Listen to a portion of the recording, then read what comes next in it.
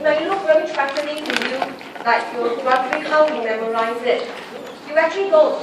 It's just h0 plus h1y minus h2i. Okay, but we know that if we will actually put in the diagram, okay, here will be interest rate, here will be quantity of money, which is your M over P. Okay, so I'll write one more time for you. Interest rate, I is h0 plus h1y over h2 minus 1 over h2 money demand. Right, and we usually assume all our coefficient h1, h2 to be constant. Our response is the same because there's only 100 of us in the room. So in the short run, our response don't change. So if this is the money demand function, look at it very carefully. It must be, of course, downward sloping. Okay, h2 is constant, so it must be a straight line. Right, so we will just simply draw. Okay, so we know this is the slope, which is 1 over h2. This is the initial intercept. Okay, so this is h0 plus h1y over h2. So this is your money demand function. Let's call this MD over P1. Okay, you must really face your fears about drawing diagram, shifting curve, movement along the curve. You must face it. You cannot say, I don't care, I still memorize. You can't do it at our level already. So this is your money demand function. So this is what I meant by intercept. Right? They occur when you have the zero axis. This is the maximum interest rate. Okay? This is a downward sloping straight line. The slope is 1 over h2. This entire line is called the money demand curve. Okay? Since it's measuring interest rate, so let's take one interest rate in the diagram. Okay? Now, let's take a point. Let's do it somewhere a little bit more to the right. So let's take a point on the diagram. Let's take point A. You have your I0 example, 2%.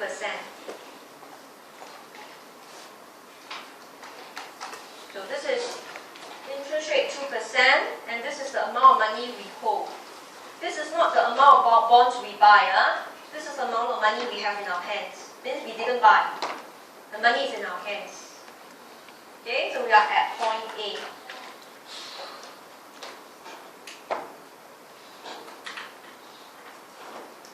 So if interest rate goes up, okay, you could see if interest rate goes up to I1, say 5%. Graphically, you could see you travel along the curve. Why do you travel? Because your intercept don't change. You didn't shift the curve. You're on the same curve. The slope don't change. H2 don't change. All your variables, intercept don't change. That's why you travel on the curve. There are people who don't know why you travel on the curve. They say, oh, because there's only one curve. Then I say, you can draw another one. What? How come you don't draw another one? I don't know. Right, but now I show you why. Because everything here don't change. But interest rate went up. Using the same curve, you travel along, movement along the curve. Please don't say point A shift to B. When you go use the word shift, means the whole thing move, you know. The curve didn't shift. A moves to B. Don't say shift to B. A moves to B. I'll give you these pointers later. Then you could see you drop to MD over P1. Right, now, if in the exam, you just merely draw this diagram, you will get a 0. By now, right, already topic 4 out of topic 9, you should know analysis is very important. The behavior is very important. So if interest rate goes up, what does it mean? The returns, right, of financial assets. So I write it as FA. Okay, as short form. So you may want to write one time FA, then you put in bracket FA. Spell out financial assets. But interest rate here is not borrowing or saving. It's just the general interest rate for financial assets. Your bonds, your fixed deposits, right? Your investment portfolio. The returns of FA goes up. Alright, so in other words, individuals will buy FA. Right? They will buy these financial assets. As they do so, therefore, money demand will drop. So in this case, you could see what is the effect on the money demand curve. It's a movement up along MD over P1 curve, okay, from point A to B. So we have a given H2, which is, for example, 0.2. So in this room of 100 people, if interest rate were to go up from 2 to 5%, this 20 person, they will buy the FA. The money holding in this room will drop. Can you imagine? Alright, they actually took their money, they walk out of the LT and they come in with paper, right, saying that, oh, this is their bond A, this is the FD.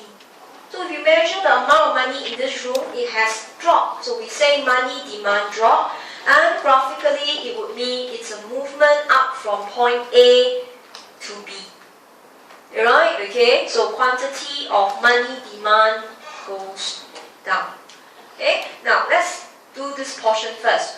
What if now H2 went up? Example 0.2 to 0.5. Remember this room, 20% initially reacted to buy FA.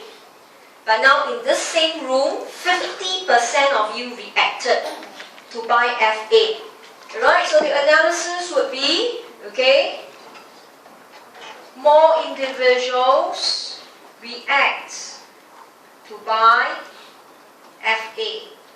So money demand will drop, and not only drop, money demand will drop larger.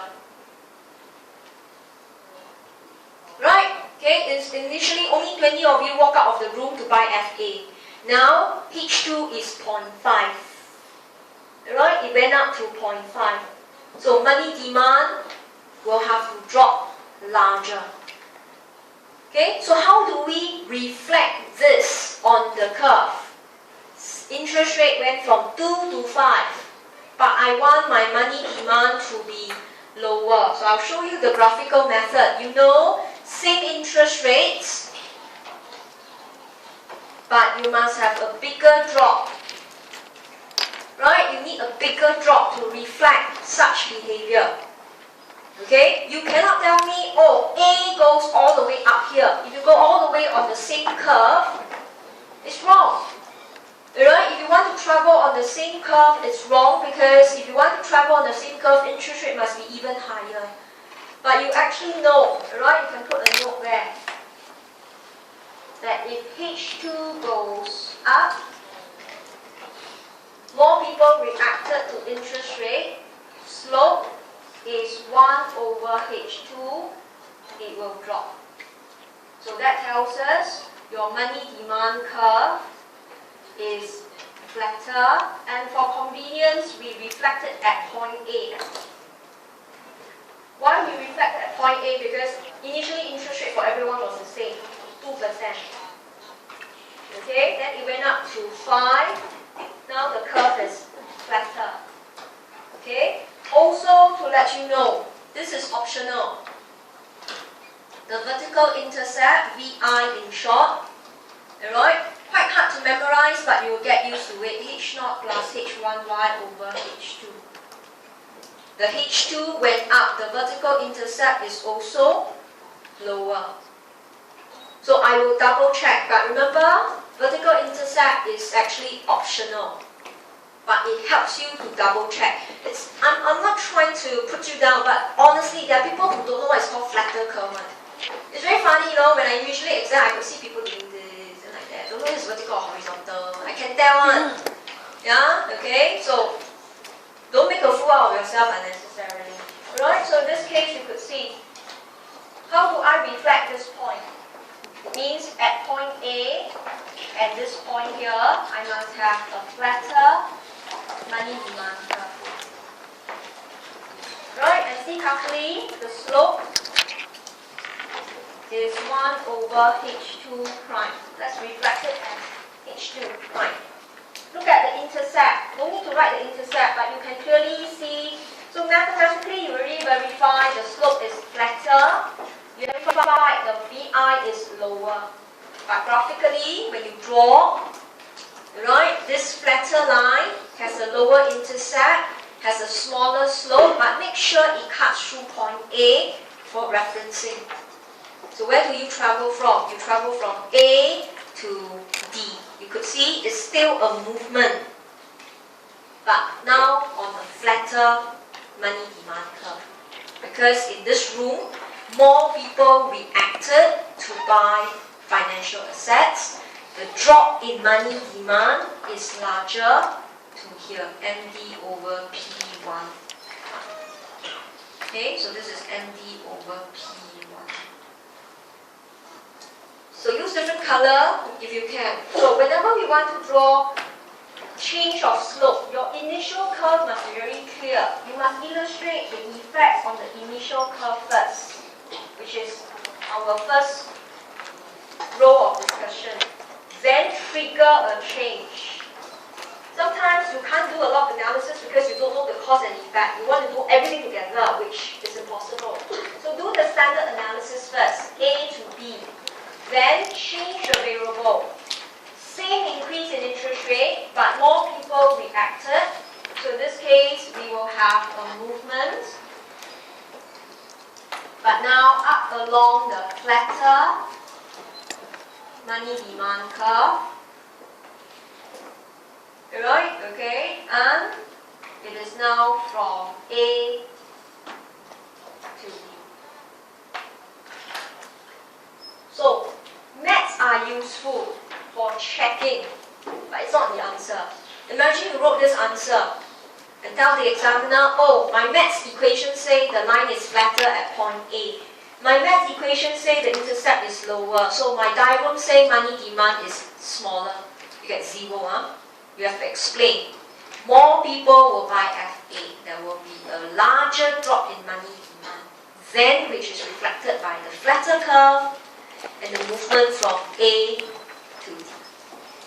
So go back and practice. What if each two were to go down? Instead of 20% in the room reacting, what if now only 10 of them reacting?